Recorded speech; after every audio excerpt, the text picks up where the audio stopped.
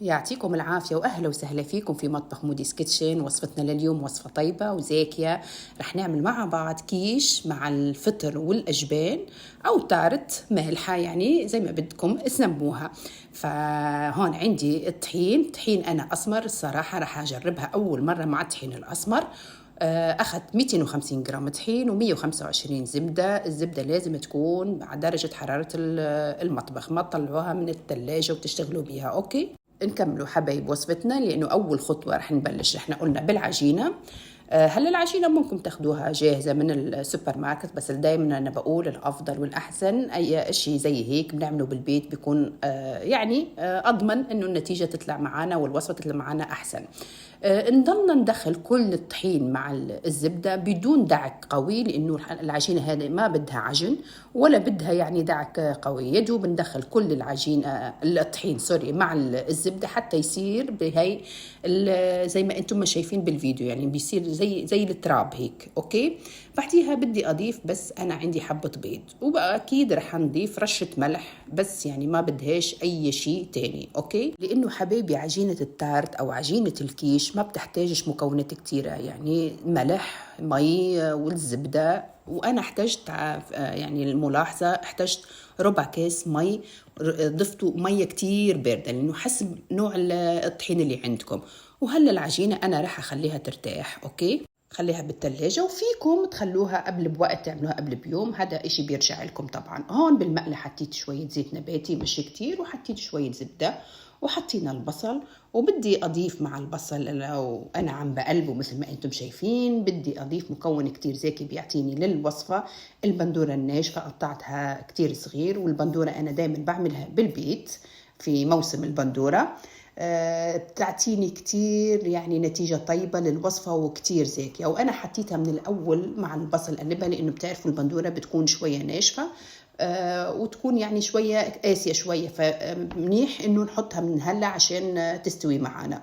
ونضل باستمرار نقلب البصل والبندورة. وبعديها بدي أضيف كمية كتير منيحة من الفطر، لأنه أنا الحشوة بتعتمد أكتر شيء على الفطر.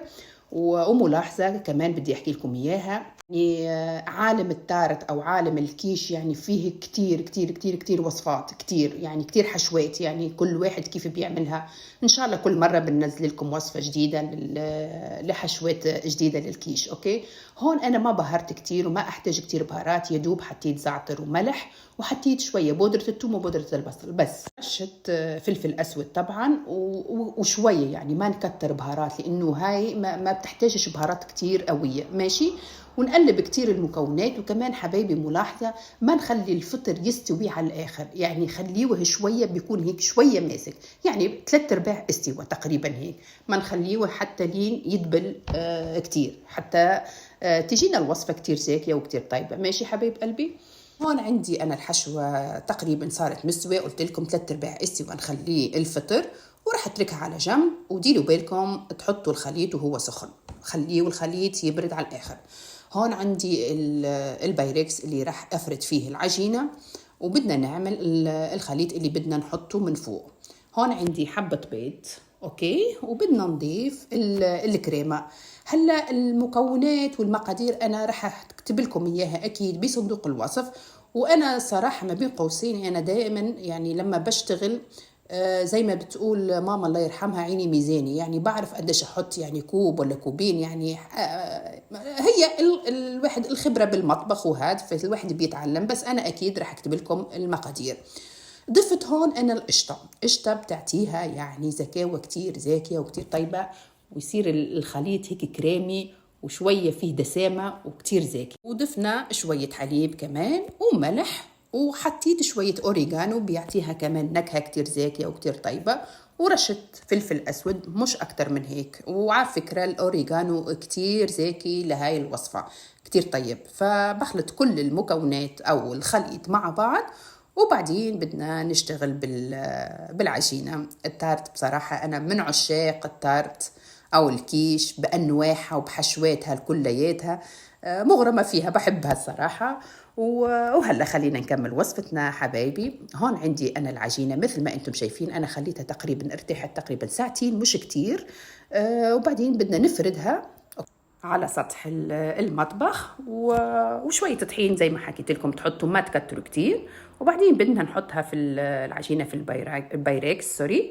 وما تخافوا، العجينة على فكرة هاي ما يعني قد ما انتم كيف بتتعاملوا معاها هي يعني بتكون بساعدتكم بالشغل. اوكي، حتى لو مثلا اتقطعت شوية او كذا بترجعوا انكم تضيفوا كمان شوية عجينة او هاد، فما تخافوا منها. العجينة كتير يعني بتساعد بالشغل. ومثل ما انتم شايفين هون بالفيديو اذا تقطعت بترجعوا تحطوا شوية عجينة، فما تخافوا منها. يعني العجينة التارت، وعلى فكرة بتقدروا هاي نفس المكونات ونفس المقادير تستعملوها للتارت الحلوة يعني للحلويات. فيكم تضيفوا وقتها يعني رشة فانيلا لأنه في البيض، أو ملعقة سكر كمان للحلويات. هون أنا إضافة من عندي الموتارد، حطيت شوية دهنت بها العجينة، بتعطي يعني كتير نكهة زاكية بطريقة مش طبيعية جد. صبايا أنا أعملها دايما هيك يعني، ونجحت معايا الصراحة الوصفة. وحبيت يعني أورجيكم إنها يعني كتير زاكية إذا جربتوها. يعني حطيتوا الماسترد من على العجينة. ونفرد بقية الحشوة. والحشوة عندي زي ما حكيت لكم، الحشوة لازم تكون باردة، ما تحطوهاش سخنة، ديروا بالكم. وحطينا أجبان، والأجبان فيكم تحطوا شو ما بدكم. أنا هون حطيت إيمونتال لأنه إضافة الجبنة كتير زاكية بتعطي نكهة للتارت. وكمان إذا ضفتوا البارميزان تشيز كمان كتير زاكي، بيعطي نكهة كتير طيبة. وعندي شوية بندورة حطيتها من فوق، وحطينا الخليط مثل ما أنتم شايفين. وبدي أدخلها للفرن. على فكرة ما بتاخدش كتير وقت. أنا حطيتها على درجة حرارة 180. ما تحطوا كتير عالي عشان ما تنحرق معاكم. وتاخد لي تقريبا 35 دقيقة بالفرن. أوكي حبايبي، وهون عندي يعني تقريبا مر الوقت 35 دقيقة. شوفوا لي التارت قديش زاكية، أو الكيش كتير زاكية كتير طيبة. شكلها بياخد العقل، والنكهة يعني أنا متأكدة إنها كتير زاكية وكتير طيبة. عشان هيك بقولكم جربوها ورح تدعولي. وإن شاء الله يا ربي نضلنا دايما ننزل لكم فيديوهات وباستمرار. وملاحظة أحب أحكي لكم إياها، لما تطلعوها تخلوها تبرد شوية، ما تقطعوها بسرعة حتى تتماسك. وجربوا الوصفة واكتبوا لي، وآرائكم دايما بتهمني.